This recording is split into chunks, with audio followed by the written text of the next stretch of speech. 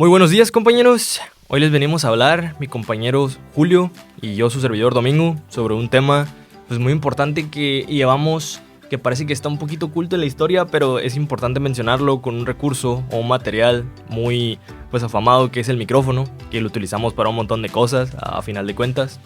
Pero bueno, vamos a hablarles un poco sobre el origen, la evolución de este material, se podría decir, y también sobre algunas características que tiene el mismo, y también cómo ha tenido como sus diferentes características y evoluciones.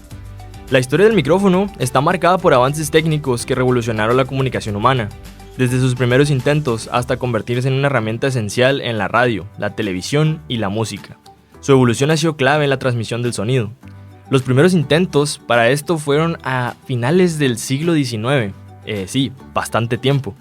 Pero pues a final de cuentas, el hombre comenzaba a explorar el concepto de transmitir la voz humana a distancia. En 1876, Alexander Graham Bell, mientras desarrollaba el teléfono, creó un dispositivo que convierte las vibraciones de la voz en señales eléctricas. Y este fue el primer paso hacia el micrófono que tuvimos de la historia, un aspecto que pues fue evolucionando y que tuvo cierto renombre conforme fue pasando el tiempo.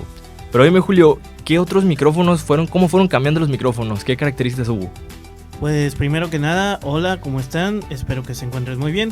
Y en mi caso les voy a hablar de los 3 micrófonos más importantes que marcaron la historia del micrófono actual, el que conocemos. O en cuestión de innovación, ¿podrás decir? Ok, entonces empezaremos con el micrófono de carbono. Un gran avance se dio en 1877, cuando Emil Berliner patentó un micrófono de carbono. Este dispositivo mejoraba la transmisión de voz a través del teléfono, pero fue en los años 20 cuando se adaptó para la radio. El micrófono de carbono consistía en un conjunto de pequeñas partículas de carbón que vibraban con las ondas sonoras, permitiendo la conversión de estas vibraciones de señales eléctricas. ¿Algo que decir, Domingo, sobre el micrófono de carbono? Pues a final de cuentas fue como que el comienzo, se podría decir, ¿no? Lo inicial, lo que terminó como que transicionando conforme fue el tiempo. De hecho es muy curioso porque muchas de las cosas que utilizamos en la radio o en la televisión, pues los comienzos son un poquito curiosos, ¿no? Y es sorprendente también cómo en la actualidad, si nos rezamos hacia atrás, cómo podemos ver estos cambios, cómo se fueron dando.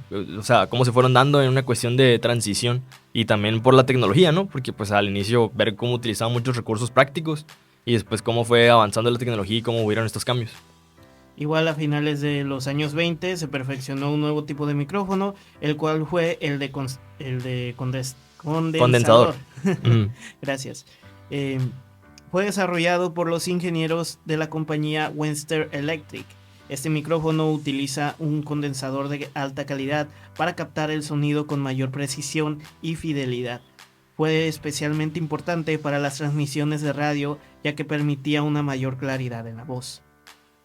Yo creo que también en ese aspecto pues, es bastante interesante porque hoy en día hay distintos tipos de micrófonos, inclusive en la actualidad de los actuales, que cumplen diferentes funciones, ya sea un aspecto para, no sé, hoy en día que conocemos por ejemplo los streamers, o los programas de radio actuales, o programas de televisión donde vemos que hay diferentes tipos de micrófonos que ayudan precisamente pues a tener diferentes funciones en debates, si vamos a hablar de videojuegos, si vas precisamente como streamear, hablarle al público, etcétera, ¿no? Así es, Domingo. Y para terminar, vamos a hablar sobre el micrófono dinámico que se introdujo en 1931, el cual utilizaba un principio completamente distinto a los anteriores. A diferencia de los micrófonos de condensador y de carbono, este modelo no requiere de energía externa. Su diseño, basado en un diafragma que vibra dentro de un campo magnético, lo hacía más resistente y accesible para el uso en vivo y en estudios. Lo mismo yo creo que, como te mencionaba con los otros dos, de poco a poco sí vamos viendo ahí una brecha de ciertos años, donde como que hubieran estos cambios para hacer mucho más práctico este sistema que se utilizaba en aquellos tiempos. Es una cuestión más de perspectiva para muchos, pero también los pequeños avances nos muestran que podemos avanzar en la historia de una manera más consistente. Pero bueno, después de estos micrófonos, ya como una innovación final se podría decir, tenemos el siglo XXI, que la actualmente. Todos sabemos que el micrófono es un recurso muy valioso y que pues lo podemos utilizar para muchas cosas de una manera integrada. En la transformación digital ha sido algo muy importante y pues nada, es muy curioso y muy interesante ver este origen, la historia y ciertas características de algunos micrófonos, ¿no? Ya únicamente como para concluir, el micrófono pues recorrió un largo camino de los primeros experimentos para convertirse en un elemento indispensable en nuestra comunicación. Y hoy en día pues esta evolución continúa, ¿no? Así que yo creo que nunca está de más estar al día con ello, pues para poder estar activos en nuestra comunidad y pues poder estar siempre al servicio de con lo que se requiera y siempre pues tenerlo en cuenta, ¿no? Eso ha sido todo por nuestra parte, muchas gracias por escucharnos, ya saben, compañero Julio, yo soy su servidor Domingo. Hasta la próxima. Adiós.